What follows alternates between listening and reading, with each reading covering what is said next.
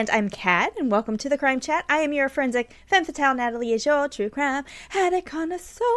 Two normal girls obsessed with dark crimes, evil minds, and occasionally the unknown. And we've got Squishy and Nuggy here Yes. at the movie theater. So we're two normal girls with Squishy and Nuggy. That's adorable. That's so cute. So here's your disclaimer, chatters. The following crime chat contains adult content and descriptions of potentially violent scenarios today, so your listener discretion is advised. You have been warned, and before we get into today's crime chat, Kat, what have you done? Well, I'm in a movie theater right now. For those of you listening, I've got a background because we're talking about a movie versus reality today. I'm so excited.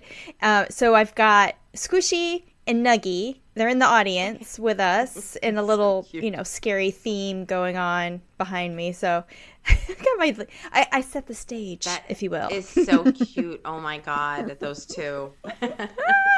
And they've got a little popcorn that's got the little Crime Chat logo on it. It's kind of small. You really can't see it, but they're ready. They're ready for this episode. I just noticed that. That's adorable. So what else have you been doing? I told you last time that we were watching. Well, I was binge watching True Blood, and I finished that. And I kind of rewatching it again. There was so much and I mentioned this last time, but there was so much that I didn't remember. And it was good though. It was good. And I just want to know who her beau is, Sookie's beau is at the end, because they never show him, but they show that she's pregnant. Like after Bill dies. Her name is Sookie. Sookie Stackhouse. She named a clown that. Sookie Stackhouse. Sookie Stackhouse. Yes. But then since we also talked over the last couple episodes about Game of Thrones, so Chris and I started binge watching Game of Thrones again. Ooh, okay. Yeah. What are you up to? We're at the end of season 2, towards the end of season 2. Okay. And so I was listening to the Wine and Crime podcast, listening to the gals, and the last, Amanda got married. Yes. Okay. So not this last episode that came out, the one before that, their topic was red weddings. So, of course, part of Lucy's intro was talking about the infamous red wedding from Game of Thrones, and that's in season 3, so that's coming up. But because we were talking about it and I'm watching it, and then they started talking about it, I was like, this is just weird. Yeah.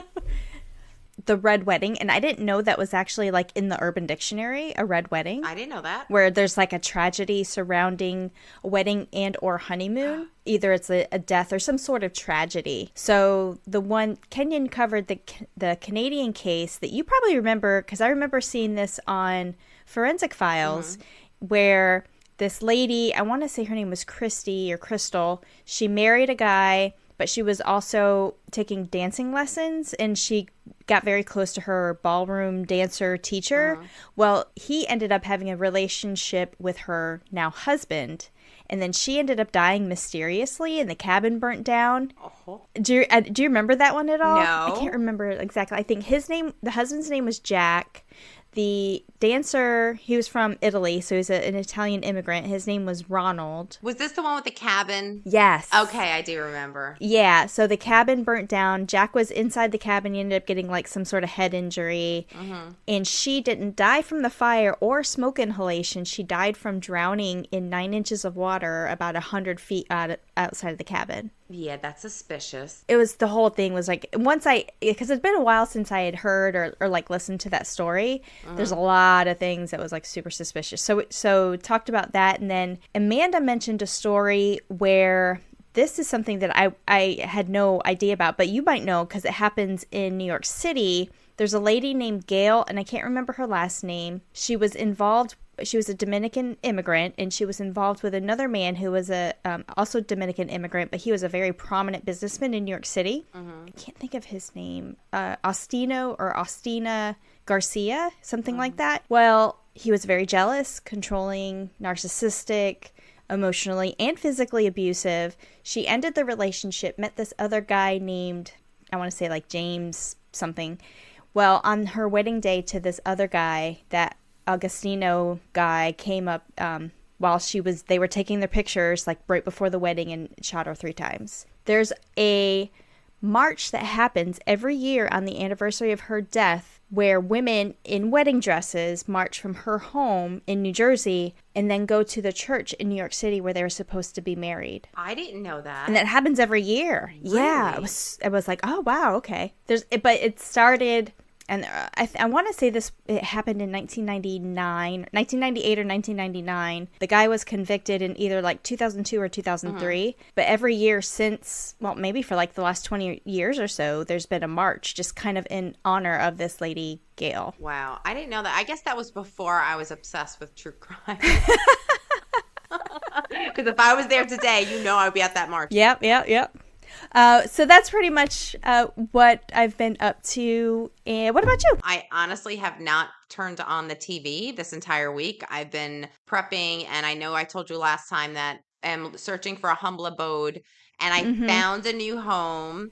So Yay! I will be moving there. Actually, the closing date is the 21st of this month. Bam. Very fast. Very fast. Very fast. Yeah. That's awesome. Congratulations. Thank you. In October, I'll be recording, hopefully from there. If not, I'll be here. I don't know. But my old studio is now being sold. So it's going to be a minute before I have my background back. But yes. I'll make do. That's all right. That's okay. Well, I know we're going to talk about movie versus reality today, but you asked me to do an intro on true crimes that inspired movies.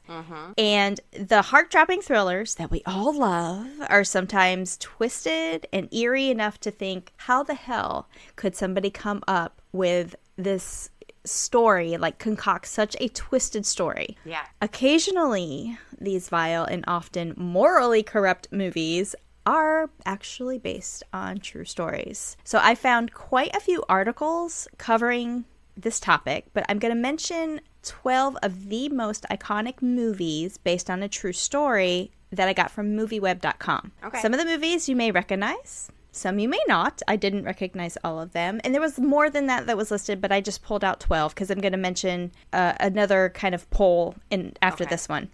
Okay. So here we go. 1991, Silence of the Lambs. This one-of-a-kind thriller left an impact on many moviegoers. Starring Jodie Foster and Anthony Hopkins, some say this movie inspired the cultural impact of serial killer fascination, specifically with cannibalism. This movie follows Buffalo Bill, a murderer with a cannibalism fetish who would kidnap women, feed off of them, and then eventually kill them and wear their flesh. While much of the storyline is very similar to the serial killer Ed Gein, it's actually based on an optimistic prisoner who was sentenced to death, bribed a guard to let him escape from prison. Oh, I didn't know that. Yeah. So, well, okay, so here's a little crime chat fun fact. After Silence of the Lambs came out, Jodie Foster, made it big, right? I can't tell you how many people told me I looked like Jodie Foster.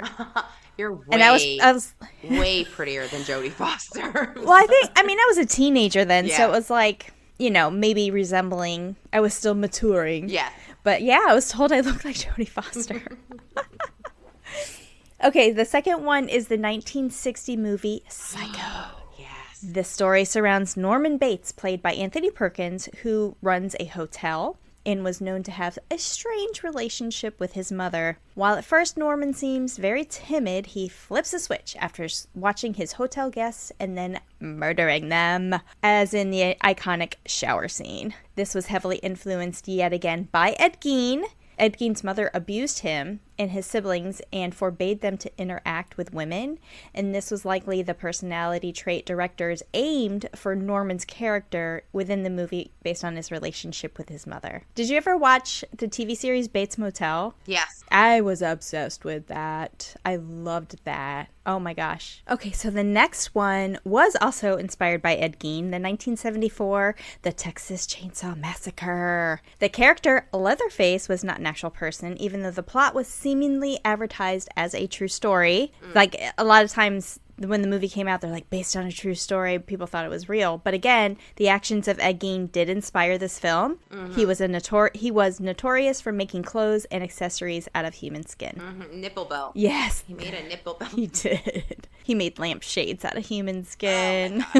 Number 4, 1986, Henry Portrait of a Serial Killer. This film was inspired by Henry Lee Lucas and Otis Toole. Henry was known as the Confessions Killer because he confessed to about 600 murders, but he was actually only convicted of 11. Because investigators couldn't rely solely on Henry's confessions, the movie is a mix of both fact and fiction. Michael Rooker plays the lead role as Henry, who went to Chicago, moved in with Otis, and then started to learn the ways of a serial killer. I want to say we spoke about him because he was either in one of your books or maybe my Last Supper book. He might have been in the Last Supper book, because I don't know that we've actually talked about Henry Lee Lucas. Was it Otis, I think we mentioned? I don't know. That name Maybe. just sounds very familiar. Okay. And why else would I be speaking about these people other than with you? So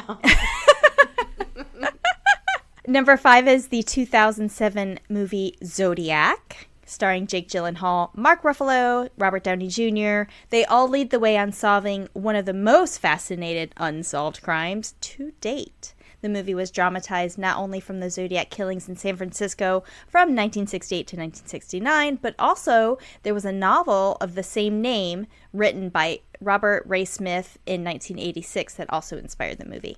Number 6 is the 1976 Helter Skelter. By the name alone, you probably can conclude this was based on Charles Manson and his Manson family cult. This television drama gave a psychological peek into how Manson convinced his followers to kill. And somebody got out recently. Didn't you say somebody got out? Yes.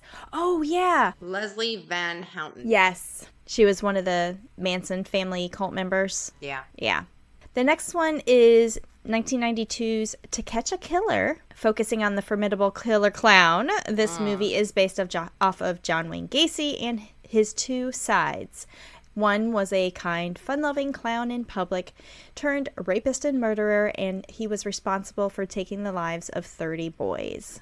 Number 8 is the movie called My Friend Dahmer, and that came out in 2017. That was a really good movie. Ross Lynch stars as Dahmer. It's based on the Milwaukee cannibal himself. This movie is considered one of the best biography-based psychological thrillers made about Jeffrey Dahmer. It is based off of Dahmer's real-life high school friend, John Backdorf, who inspired the movie after he wrote a book by the same name in 2012 called My Friend Dahmer. Number 9 is 2003's Monster. This movie tells the sinister story of Eileen Wuornos as she worked her way from being a struggling sex worker to serial killer. The iconic Charlize Theron plays Wuornos in the movie, who killed 7 of her clients between 1989 and 1990. Theron and the movie won multiple Academy Awards based on the depiction of this dramatized serial killer. She didn't look like the same woman. No. She looked like a completely different person. No, I know. It was really hard to tell that it was her in the movie. Yeah, fantastic.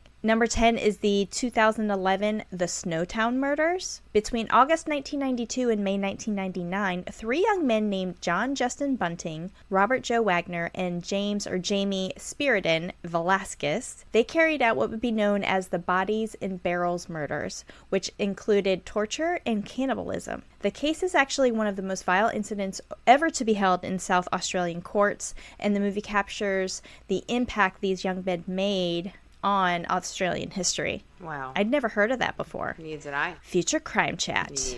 Yeah. Number 11, From Hell. This 2001 movie was based on the unsolved Jack the Ripper killings that took place in London in 1888. Johnny Depp plays the chief inspector who is hunting this mysterious murderer. From Hell is based on one of the letters Jack the Ripper allegedly wrote to police, indicating that he or she themselves were sending the letter from hell. In number 12, the epic 1996 original Scream. Yes. This iconic horror film started a series of the ghost face genre, wherein the killers wearing ghost face masks were inspired by movies themselves to murder. The original, and best in my opinion, stars Neve Campbell, Drew Barrymore, Courtney Cox, David Arquette, Skeet Ulrich, Jamie Kennedy, Matthew Lillard, just to name a few. The original movie was based off of a murderer, Danny Rolling, who was known as the Gainesville Ripper, a serial killer who murdered 5 students in 1990. As with the movie, Rolling would place his victims' bodies in provocative positions, targeting young white brunettes with brown eyes.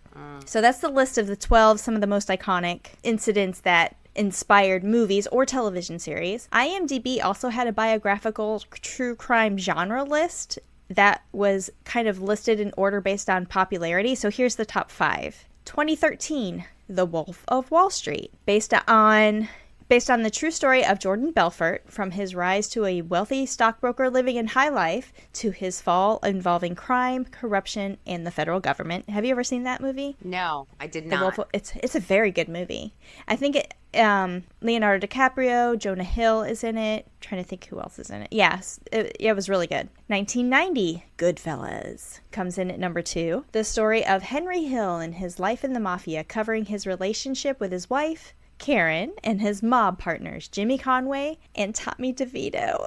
Who is that? I don't think I know who that is. We've talked about Tommy DeVito before. Tommy DeVito was in Frankie Valli and the Four Seasons. Oh, that's right. And he was a good friend of my mother's. It's all coming back to me now. Okay. It's all coming back. It's called Coming Back to Me Now.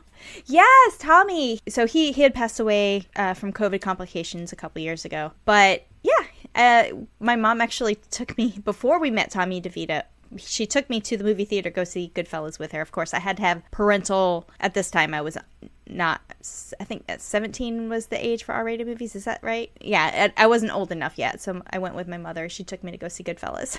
Number 3 is the 2020 movie called Scam 1992, the Harshad Mehta story. The rise and fall of Harshad Mehta, a stockbroker who single-handedly took the stock market to great heights, as it's depicted. I had never heard of this. But this was listed as number 3 most popularity, or for most popular on IMDb. Number 4 is the TV series Narcos. This ran from 2015 to 2017, and it is a chronicled look at the criminal exploits of Colombian drug lord Pablo Escobar, as well as the many other drug kingpins who plagued the country throughout the years. Number 5 is the 2023 series Love and Death. 2 church-going couples enjoy a small-town family life in Texas until somebody picks up an axe. We talked about that one before, the Love and Death, because we talked about Candy. Candy was listed as number 17 on this list. That's the same story as Love and Death. Candy had Jessica Biel as the main character. That was the one that you talked about. Yes. And then the Love and Death series that was on, I want to say HBO, that stars Elizabeth Olsen. Okay, that's right. Yep. Also on this list, Monster, which was in the first part. That was listed at number 23. And then the Dahmer Netflix series was listed at 12 on this IMDb list. So I hope that helps set you up for, crimes that have inspired movies. They're out there. They're everywhere. Yes. They're everywhere. And they've been everywhere for years. Yes, they have. Just when you think it's an original idea, it might not be. It's never an original idea. Thank you for that intro. That was really good. I think I've seen You're welcome. the majority of that. There are a couple there I didn't know about Scam. Yeah. I've seen Narcos. That's really good. There's a couple on there, that I hadn't heard of. I hadn't heard of the movie Portrait of the Henry Lee Lucas one, Portrait of a Serial Killer. I hadn't heard of the Snowtown Murders, the one that was in Australia, which I thought that was super interesting. In the Scam, Scam 1992, I hadn't heard of that one either. Looks like I got a to-do list. Yeah, me too. Kat, our crime chat is going to be about the true crime massacre that inspired the movie Friday the 13th. There is a crime behind it. Did you know Friday the 13th is in October this year? Really? Yeah. Well, my birthday's the 11th, and it's on a Wednesday, Right. so. Okay. You know Friday the 13th. We Of all course. grew up with that. Okay. Yeah. Friday the 13th is a popular horror franchise that began its release in 1980. That's when the first movie was released. Mm-hmm. It was written by Victor Miller and directed by Sean Cunningham. The series, as we know, centers around Camp Crystal Lake and a vengeful killer, Jason Voorhees. Tell me if this sounds familiar. Okay. Story begins in 1958 at Camp Crystal Lake, where 2 camp counselors are brutally murdered by an unseen assailant. The camp shuts down in the aftermath, and the lake becomes known as Camp Blood.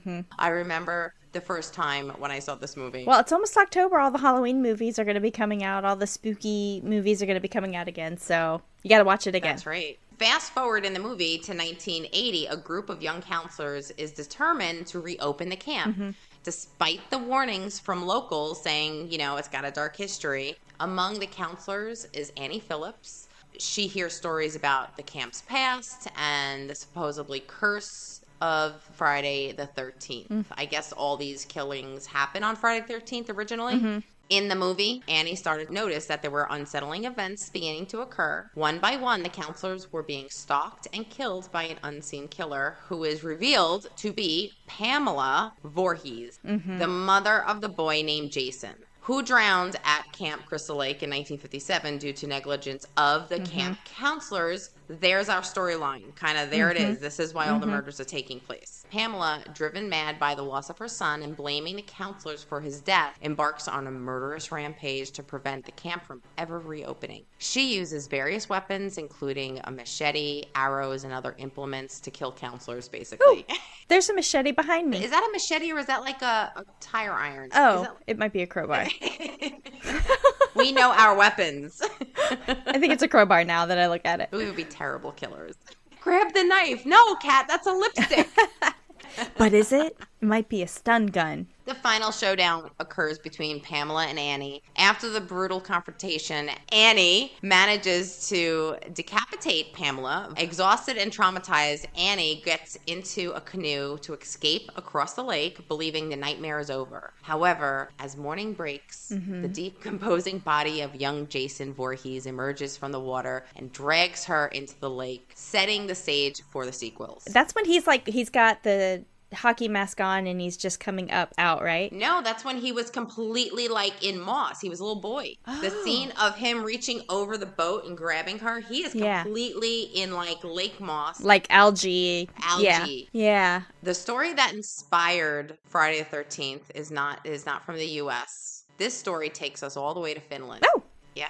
On June 4th, 1960, 4 teenagers set out to go camping on the beautiful shores of Lake Bottom near the city of Espoo. 2 15-year-old girls named Molly and Anya were joined by their 2 boyfriends who were 18, Seppo and Niles. This was supposed to be an innocent camping trip, fishing, campfires, roasting marshmallows, but who would guess there would be horror in the end? Early the next morning, on June 5th, between the hours of 4 a.m. and 6 a.m., police were notified by a jogger that they had found bodies. Police ended up arriving at the scene around noon. They found Anya and Seppo inside their tents. It appeared that the killer had actually cut the ties of the tent and began stabbing and bludgeoning Anya and Seppo through the fabric of the tent. So they cut the tent so it would fall, and then he probably saw the outline of the bodies and started stabbing there. Gotcha.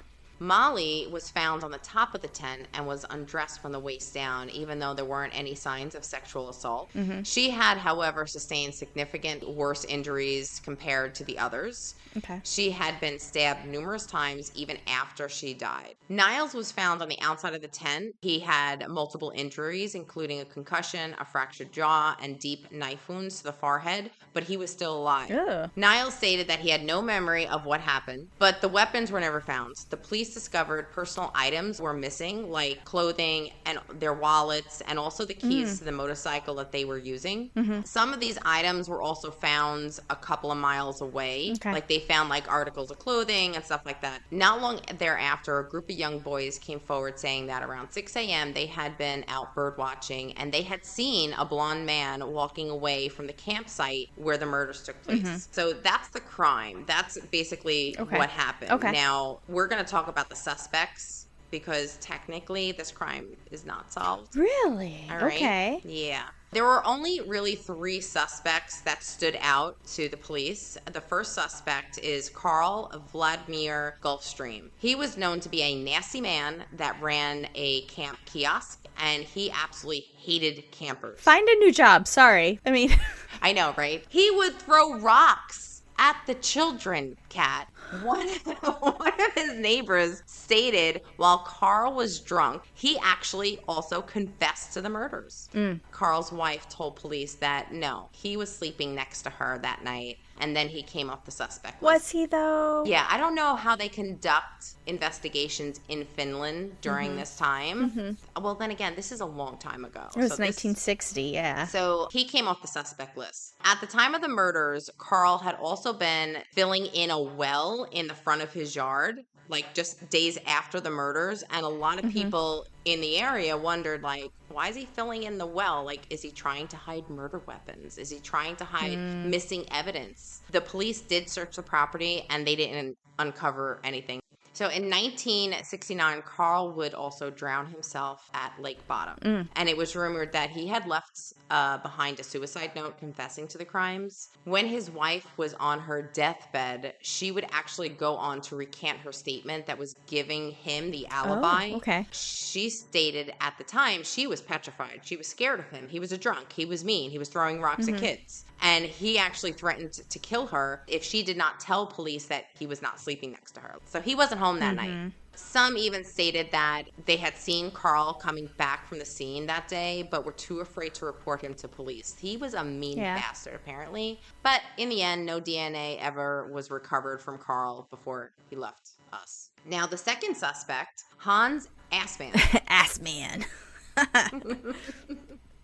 Who was an alleged KGB spy and former Nazi that lived several miles away from the lake. And on June 6th, Hans would enter the surgical hospital that was like in the local area with dirty fingernails. And his clothes had been covered in like red stains. Oh. The hospital staff reported him to be acting very nervous and aggressive at the time. The police briefly questioned him and then claimed that he had a solid alibi and was in Germany at the time of the murders. Police didn't take any clothing from him or examined him in any way, even though the doctors insisted that the stains were actually blood. The doctor said, no, that's blood stains. And the police were like, oh, didn't see it. Hans would also go on to write 3 books about his connection to the murders. A former detective even managed to connect him to 5 additional unsolved homicides. Oh. Many people believe that Hans' political connections are the reasons why he was dismissed as the murderer. Like political connections to Germany? Like Nazi Germany? Like a KGB spy. Oh. So Hans would remain a suspect till 2004 because in 2004, the cold case would be reopened with more advanced technology, along with some new testimony from a woman who claimed to be camping nearby at the time of the murders. DNA would lead them to their new suspect in the case, and that was Niles, because his blood was found. So on March 2004, Niles would be arrested. Oh. And his trial began on August 4th, 2005. This was pretty recently. Yeah. The prosecution would claim that Niles, in a jealous rage, killed his girlfriend Molly and then killed his other 2 friends. Explaining the severity of her injuries and why her body was found, 1, outside the tent, 2, with her pants removed, and the fact that she was just stabbed repeatedly, even after she was dead. They also claim that Niles had gotten into a fistfight with Seppo, which had resulted in his own facial injuries. Remember, he had a broken jaw? Yep. They claim that Niles had killed the other 2 teens in an attempt to have no witnesses and then inflicted his own injuries on himself to show that he was attacked. Like stabbing himself in the forehead? Yeah. The new witness would state the group had entered her camp area. I guess the 4 of them had kind of walked past or entered her area where her tents were, and that Niles was behaving very aggressive towards his girlfriend. Defense would claim that Niles had no motives. He could not inflict the type of injuries that they're talking about on himself, which I think it can. I mean, it's a head injury. So Niles would go on to be convicted of the murders and sentenced to life, but he only served like a few months before he would win an appeal. And October 7th, 2005, he would be cleared of all charges and released. The court stated that the verdict was due to the prosecution's evidence, which was inconclusive, and that they failed to show a motive. The state of Finland also needed to pay fines for Niles' mental health suffering caused by being forcibly incarcerated. I totally think he did it. I think the other 2 guys are... Hans? Yeah. Well, I mean... The KGB guy? I don't know about him, but the first one I could totally see, too. Who was the first guy? Carl and his wife. There's the mean guy that throws rocks. Yeah. Then there's Hans. Yeah. So now, even after Niles' acquittal, many would still see him as guilty. However, with Niles being cleared now of all charges, all other suspects are technically deceased. The mystery would go on, becoming a scary story told around campfires on the banks of Lake Bottom. These murders did not occur on Friday the 13th. The Friday the 13th franchise was, in fact, based on these crimes. Okay. There are 12 sequels to Friday the 13th film series. Yes. Did you know that? I didn't know there were 12. I knew there were quite a few, but maybe not so much 12. I know there's some, like with is it with Michael Myers or Freddy Krueger or something? They do like a mashup Yeah. between the movies. Yeah. There was one like Jason. What was the one? There was a couple. They even like do a mashup with like Aliens and Predator. Oh, and Predators. But this is just strictly Friday the 13th films. Now, I don't know Okay. how many of these you've seen. Well, I think I've only seen technically one. I have a list of all 12. Tell me which ones you've seen. I can tell you right now, I've only seen the first one, and then I saw Okay. part of the Freddy versus Jason. I think we own Freddy versus Jason, and that's it. Okay. I haven't seen any of the other ones. Okay. So here's the list. So the first one being Friday the 13th. It was released 1980. There was Friday the 13th Part 2, which I also saw. That was 1981. Friday the 13th Part 3, 1982, which I think I saw that too. Now that I'm thinking about it, I did see the ones that were done. The first three I definitely saw. Yeah. Friday the 13th, The Final Chapter, 1984. Friday the 13th, A New Beginning, 1985. This is like year after year after year. Yeah. I mean, they are just They're like... pumping them out. They're pumping them out. They're making these movies every single year. Then there is Friday the 13th, Part 6, Jason Lives, 1986. Friday the 13th, Part 7, The New Blood, 1988. Friday the 13th, Part 8, Jason Takes Manhattan. I actually, now that I think I've seen part of that one, just because I remember it being Manhattan. I didn't even know that was a thing.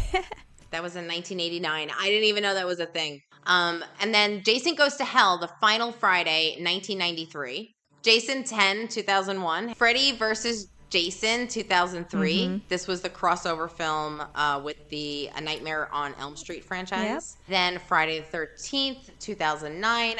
A reboot of the series, so I guess a reboot of the debut film. Bottom line is Jason Voorhees is one of the most iconic and enduring figures in horror movies. But here are some lesser known facts about Jason Voorhees. Oh, okay. Ooh. 1. Jason Voorhees is not the original killer. The killer was actually his mother. 2. Jason's famous hockey mask, which became his signature look, didn't appear until the third film. Oh. Prior to that, he wore a burlap sack over his head. Then the writers got creative. Right. What is that called? The Mandela effect? When you think you saw something or you think something and you think it to be true? I don't remember the burlap sack. Yeah. I just remember his mask. Yeah. So when that was said, I'm like, wait a minute, I got to think about that. And yeah, it's a burlap sack. Huh.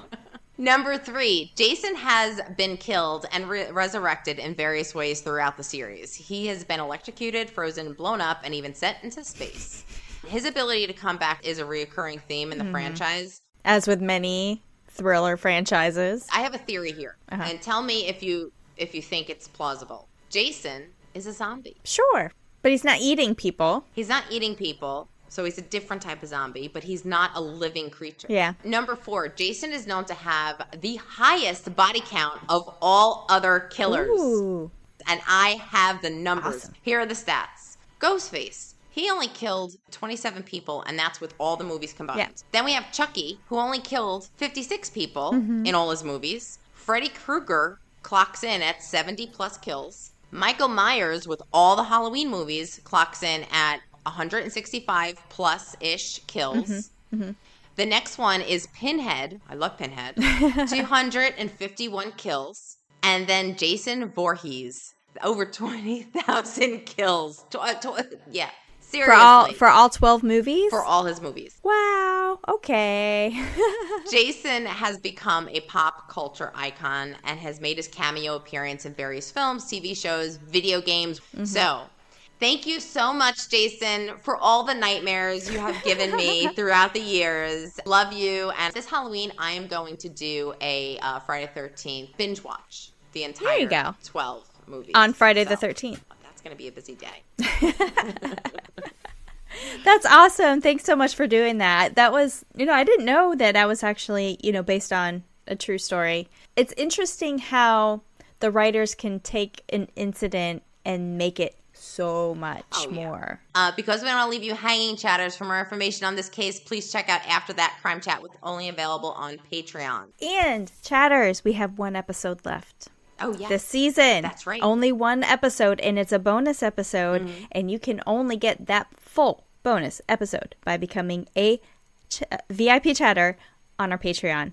So don't forget to follow us, see what we got going on in all of our socials, Crime Chat with Nat and Kat, Facebook, Instagram, YouTube, Twitter, TikTok. See what we got coming up. Yes, and this time Kat and I are going to be the suspects. Yes. Yeah, for our season finale.